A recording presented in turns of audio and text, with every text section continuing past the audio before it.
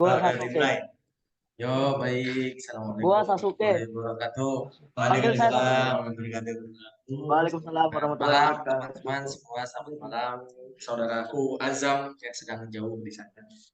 Malam ini kita akan ngobrol nih ya, ngobrol santai tentang yang namanya diplomasi Islam. Tapi ini bahasnya gimana sih teman semua tentang diplomasi Islam? Ya, oke. Gimana jadi. Tapi kita nggak bahas kalau lu Jadi punya menurut materi. kalian apa sih? Nah, itu nggak brengsek. Apa? Lu punya kuasa, lu punya materi kayak gitu, jadi kita aja santai. Busuk. Jadi Kalau kalian menurut ente kalian apa sih gimana, Zam? diplomasi itu? Menurut ente gimana, Jam? Gimana, Zam? Jadi gini guys, kalau kita berbicara tentang diplomasi, tentu itu merupakan hal yang sangat familiar buat kita anak HI. Ya nggak sih? Ya, Yo, betul. Jadi menurut gua diplomasi disandingkan dengan kata Islam, berarti kita tuh mempresentasikan Islam di kancah global. Maksud kita di sini yaitu diplomasi Islam menurut saya gimana caranya nilai-nilai Islam tuh bisa tergambarkan, bisa terwujud oleh sosok seorang diplomat. Kan salah satu dari tugas diplomat adalah untuk representing atau untuk mempresentasikan ini loh kami diplomat Muslim, seperti inilah kami dalam ya sehari-harinya mungkin dalam bertugas dalam berdiplomasi mungkin. Jadi itu menurut saya adalah diplomasi Islam menurut saya. Ya mungkin bisa saya tanyakan juga kepada filsuf kita di sini yang jenggotnya paling tebel, yang merasa jenggotnya tebel, gimana Bang menurut Anda Nggak, diplomasi dan Islam ini? Kalau tadi di lu sih menurut lu kayak itu lebih ke ini ya. Bagaimana seorang Muslim itu merepresentasikan nilai-nilai Islam. Tapi kalau gue sendiri sih memahami diplomasi Islam berbeda. Kayak gimana Bang? kita tuh kan, jadi Islam itu sebenarnya norma-norma ya, value, nilai. Gitu.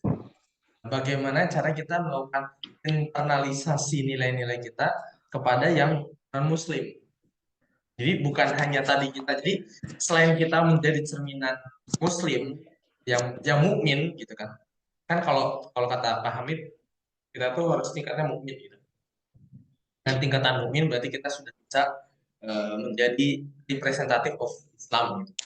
Makanya menurut Anda sebenarnya diplomasi Islam itu bukan tidak fokus kepada pribadi diplomatnya, tapi pada bagaimana caranya melakukan internalisasi atau menyebarkan nilai-nilai Islam itu kepada kalangan yang non-Muslim juga. Karena sih gitu. Ya, terus setuju nih sama Babang Zakir nih. Jadi tidak sekedar hanya memperlihatkan apa namanya pribadinya secara pribadi, tapi ada namanya di situ diplomasi Islam ini menyebarluaskan apa namanya nilai-nilai Islamnya dan juga tetap juga pada apa namanya jadi syariat Islam itu apa namanya tetap terjalankan gitu. Nah, jadi tidak hanya sekedar I see.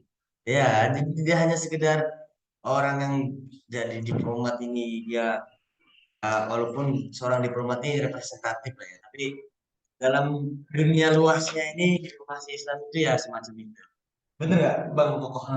Kalau menurut saya sih seperti itu. Jadi diplomasi Islam ini hadirnya di dalam dunia internasional saat ini lebih ke menjadi penengah dari semua masalah yang ada di sekarang, merupakan solusi dari semua masalah yang ada saat ini. Gimana Bang Zakir?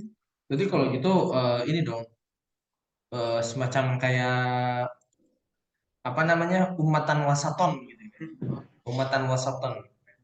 Jalur tengah, tapi menurut Anda nih, menurut Mas Azam sendiri atau semuanya, kalau kita mau misalkan tadi bahas diplomasi Islam, itu harus ada kaitannya dengan negara Islam nggak kira-kira?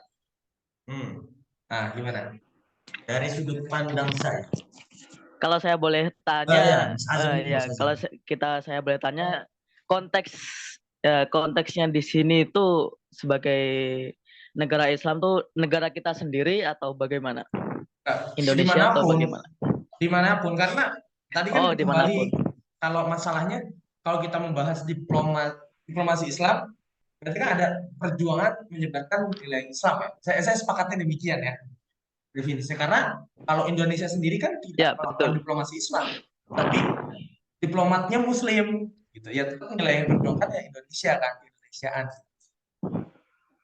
Kalau pernyataannya seperti itu, ya tidak harus negara Islam untuk bisa diplomasi Islam itu berjalan. Jadi kan kalau Islam ini kan menegakkan kesejahteraan antar masyarakat internasional lah, intinya tuh dari berdiplomasi gitu kan. Jadi ada namanya eh, saling saling menguntungkan gitu kan dari adanya diplomasi. Jadi tidak ada yang dirugikan. Nah, disitulah Islam ini tetap menjadi eh, apa bisa beredar gitu, bisa tetap ada gitu kan. Kayak di Islam kan kesejahteraan tadi termasuk, terus ada namanya saling menguntungkan, tidak ada yang merugikan, tidak ada yang dirugikan. Itulah salah satunya gitu kan. Mungkin ada bisa tambahan dari Bang atau Bang Azam dulu. Gimana? Nah, kalau menurut saya sih seperti ini, jadi kayak misalkan diplomasi Islam itu bukan hanya bisa tidak harus selalu orang Islam saja yang menerapkan nilai-nilai, tapi mungkin juga orang dari negara non Muslim bisa dapat menerapkan nilai-nilai dari diplomasi Islam yang lebih menerapkan perdamaian dan jadi titik tengah dari dari masalah itu. Seperti itu. Bagaimana menurut Anda, Syekh Azam? Guru gembul. Ya, kalau kita mencermati sendiri diplomasi Islam tuh apa sih sebenarnya? Islam kan sebenarnya dari aslo madanya salama, yaitu selamat. Ya, selama seorang diplomat ini Muslim atau tidaknya sebagai dia statusnya, tapi kalau dia menyandang status sebagai seorang diplomat yang bertugas, menurut saya itu nilai-nilai atau poin-poin yang dipercaya oleh diplomat pada umumnya itu memang menggambarkan nilai-nilai Islam secara umum. Jadi menurut saya konteksnya di sini yang paling penting di sini adalah nilai fundamentalnya yang dibawa oleh seorang diplomat. Gitu. Berarti kan kalau gitu namanya diplomat itu nggak harus menyebarkan nilai Islam dong. Kalau diplomat hari ini Bukan, kan akan dibahas kan diplomasi Islam. Bagaimana akhirnya Islam itu bisa menjadi umatan wasaton atau menjadi solusi tadi kalau kata teman-teman tuh solusi di tengah huru hara lah. Ya nggak sih, banyaknya permasalahan dunia ini, maka Islam itu hadir sebagai penengah. ya, betul. Kalau sekarang kita berbicara tentang kasus yang baru-baru ini yang sepertinya membutuhkan peran seorang diplomat Islam. Salah satu kasus yang saya cermati akhir ini yaitu merupakan ada sebuah rencana bahwasanya akan ada sebuah meeting konferensi atau apa itu yang tentang queer atau kaum LGBT yang akan diadakan di Jakarta. Dan itu kan merupakan sebuah kasus yang menurut kita sangat menarik sekali ya kan. Indonesia sebagai negara yang majemuk dan memiliki berbagai penduduk yang memiliki berbagai macam agama. Ketika dihadapkan dengan kasus penyakit mental seperti LGBT ini yang akan diadakan di Jakarta, kira-kira ada nggak sih peran seorang representatif dari Indonesia atau orang yang mewakili Indonesia alias diplomat yang mewakili Indonesia ini tentang untuk menghadapi isu seperti ini, yaitu isu-isu yang tentunya menabrak nilai-nilai Pancasila, nilai-nilai fundamental Pancasila dan juga Islam. Kira-kira ada nggak sih peran dari seorang diplomat tuh dalam menanggapi kasus seperti ini? Gimana menurutmu, Bang? Siapa aja deh. Gimana? Jadi ada nanti tuh entah di bulan atau bulan depan, pokoknya tahun ini tuh nanti ada rencana suatu meeting Iya. terbesar ya, pertemuan terbesar Asia Tenggara ya, atau Betul, Asia. betul. Saya baru baca tadi sore. Se-Asia, Bang. Yang kemarin ya? Ya. Ya, Yang se-Asia. kemarin. Belum kan? Se-Asia. Belum terlaksana kan? Ya, belum. Yang Masih kemarin akan ada rencana. juga ada beritanya. Atau yang kemana? Tapi yang anak barusan baca itu ada di Indonesia tuh Jakarta tempat nanti ada LGBT sebesar iya sebesar Asia Tenggara terus Asia lupa. Nah, Oh, kalau kemarin tentang ini. Nisme. oh itu yang Mbak Rudi. Ya. Iya. Tapi menurutku di situ ada sih peran seorang diplomat muslim ya. Dalam artian tetap diplomat itu kan sebenarnya itu gerakan yang nasional ya sebenarnya tidak above atau beyond the state yaitu di atas negara. Kenapa? Karena dia udah lintas negara. Ya sebenarnya diplomat itu ada peran di situ dalam artian menggambarkan eh, memberitahu lah bahwa para sertanya nanti bahwa di Indonesia ini nggak bisa. Karena ketika nanti kalian datang ke Indonesia dan mengadakan hal itu, kemungkinan besar akan terjadi huru hara, akan terjadi misalkan persekusi dan lain-lain. Tapi dapatnya diplomat ini hanya bisa mengingatkan peringatan. Nah setelah itu ya konsekuensi ditanggung sendiri. Kalau kita memaksa mengatakan, gimana? Ya, nggak bisa. Nggak bisa karena pasalnya karena gimana ya?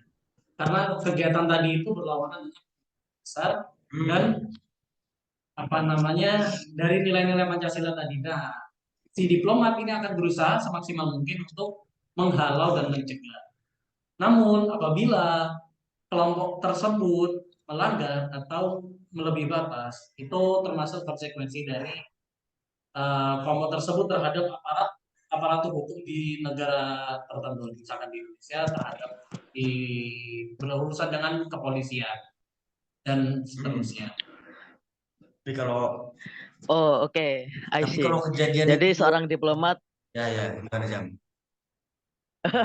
ya, ya, jadi saya paham dari garis besar dari pembicaraan kita malam ini. Jadi seorang diplomat selain membawa nilai-nilai Indonesia, membawa nilai-nilai asal negaranya sendiri ke luar negeri, ternyata juga bisa ya untuk mendefend atau mempertahankan nilai-nilai luhur yang dipercaya oleh negara asalnya atas segala macam paham atau aliran yang sesat untuk masuk ke negara asalnya sendiri. Ya, betul. Jadi peran diplomat tuh memang penting ya.